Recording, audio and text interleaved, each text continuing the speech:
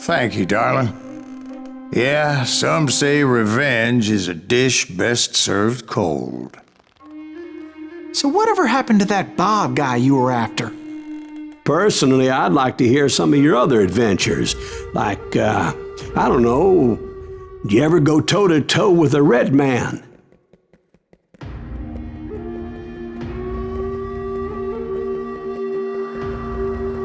Yes, I did, Ben. I remember once I was after this renegade Apache, Grey Wolf. Strangely enough, revenge was also his primary motivation.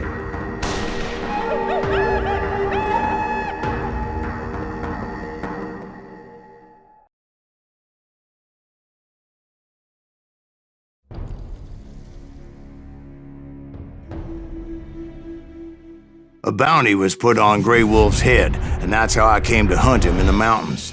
Mountains so high they tickled the nether regions of heaven.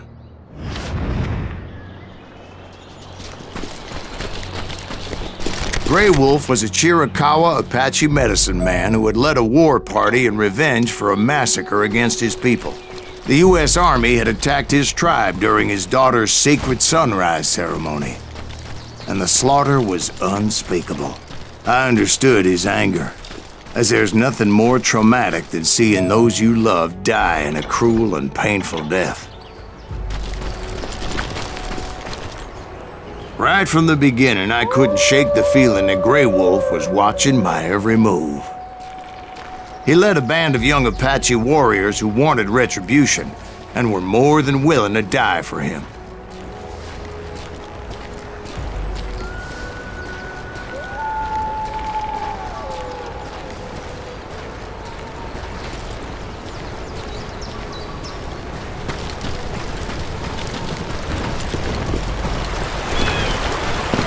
They saw me before I saw them.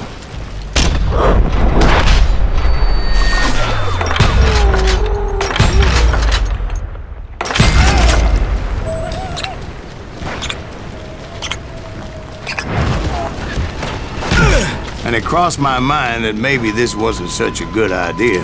But now that the shooting had started, there was no backing down.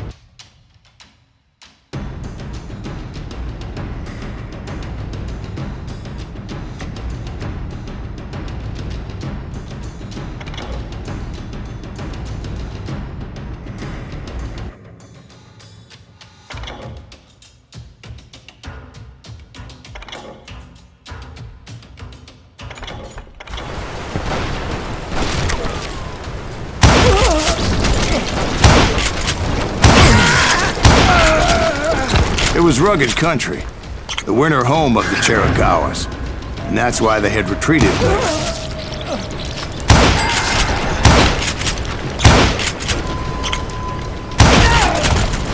I admit to having some regrets about going after them the way I did. But then again, I got a lot of those.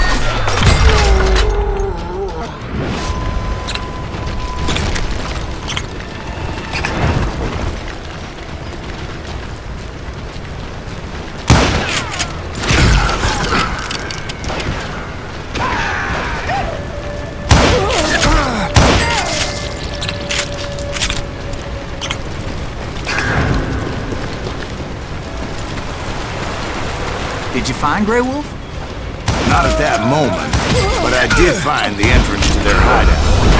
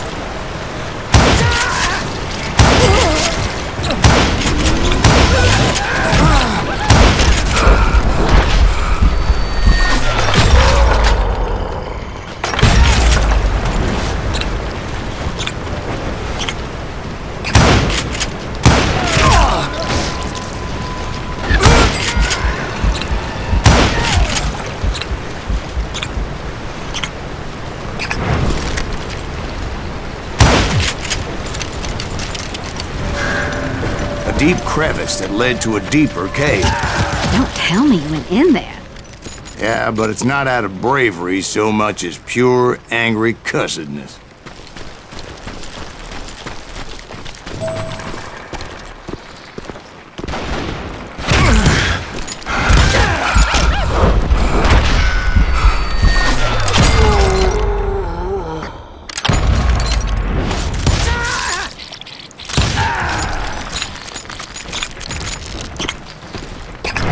See, back then, I had a stubborn streak a mile wide, and I wasn't about to back down.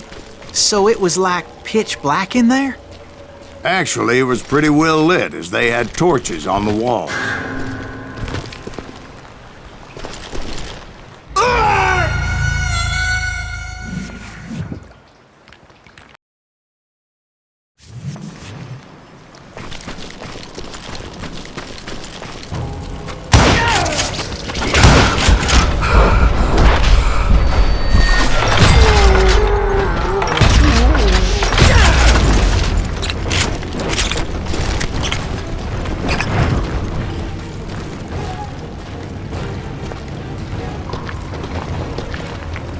How big was this cave? Big as hell, Ben. Chiricahua had hid out there during the Indian Wars.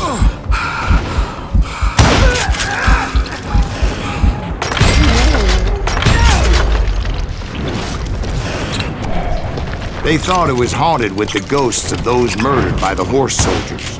The cave was haunted with dead Indian ghosts?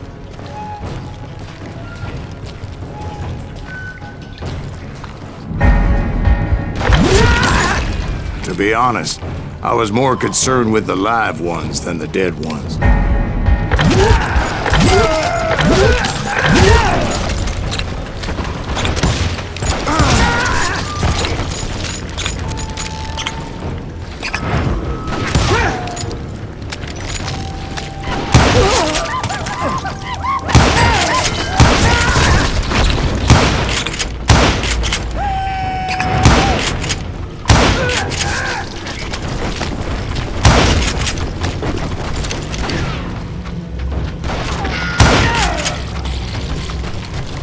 How come you know so much about engines? A few years back, I was married to two mescaleros. At the same time?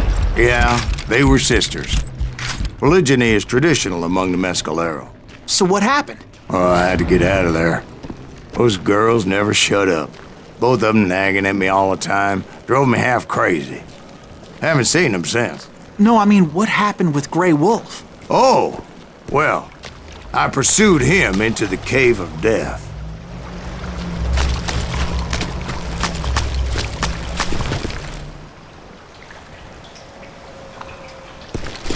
I came upon this flooded grotto, and that's when I saw him.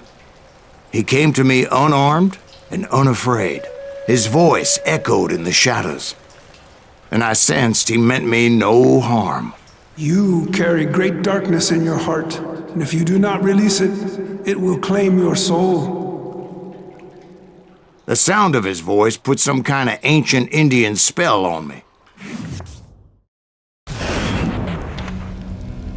As his story unfolded in my mind, You will come to this place again and kill many more men, and the darkness will grow until it consumes everything that you are. The soul would have no rainbow if the eye had no tears. He said I was a great warrior, a coyote man, unequaled by any other pale-faced warrior, or something like that. The snakes will bite shadows of your past until a venom poisons your heart, and the echo of the song of the dead summons the spirits deep from within the mountains.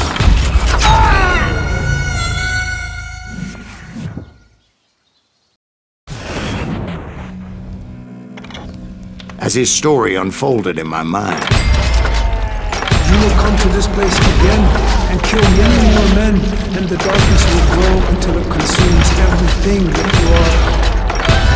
The soul would have no rainbow if the eye had no tears. he said I was a great warrior, a coyote man, unequaled by any other pale-faced warrior, or something like that.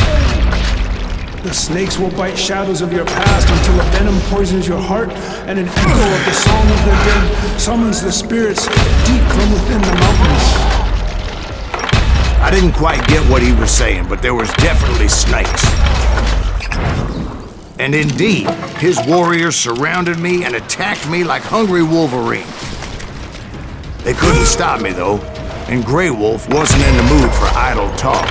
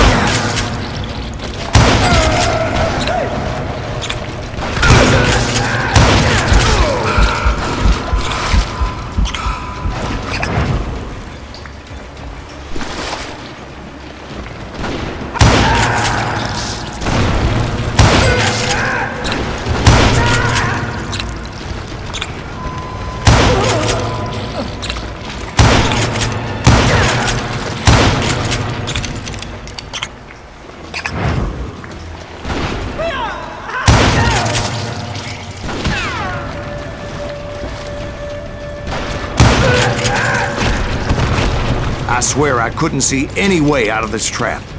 But suddenly, one just appeared. Kinda like a miracle.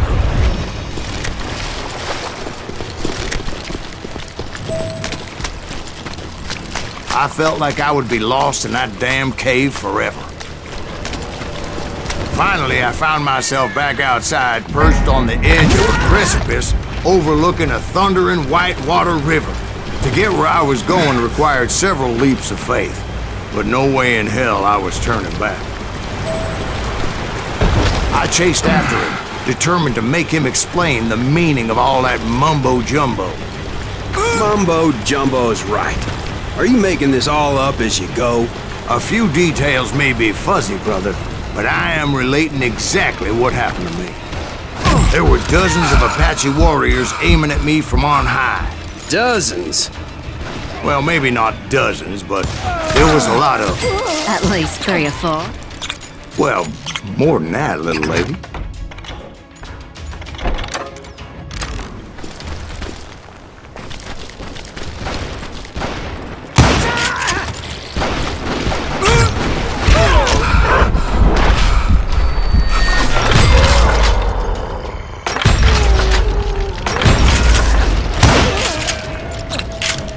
I had a steep climb up creek ahead of me and scrambled up those rocks like a mountain goat.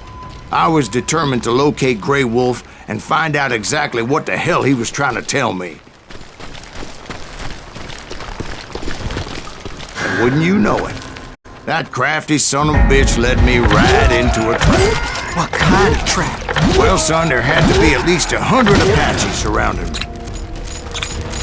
100? God be my witness. Oh, come on. Who are you kidding? Hey, I believe you. Come on, tell us how it ended. All right, but I'm not gonna drag this out. Where were we? You were surrounded by 100 Apache warriors. Well, I didn't take the time to count them exactly, but there were a lot of them.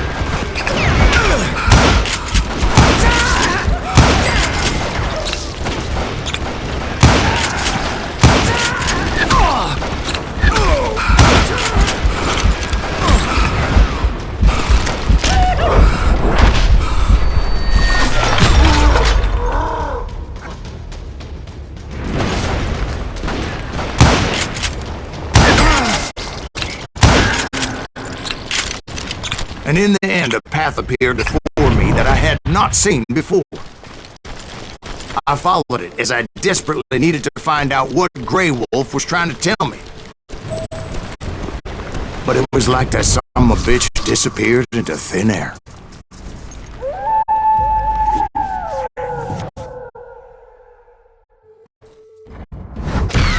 Never did find him. And never did collect my goddamn bounty.